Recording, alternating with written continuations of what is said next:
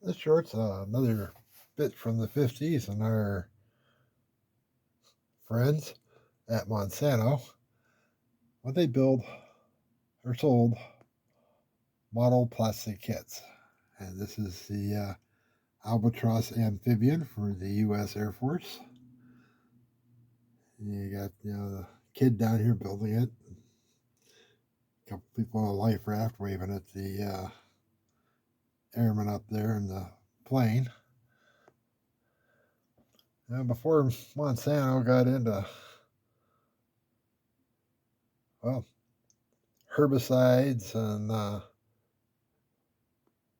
stuff to counter their own herbicides, amazing that, huh? Get you to pay coming and going. They made cool stuff. Unfortunately, they didn't keep making cool stuff and knock off the other.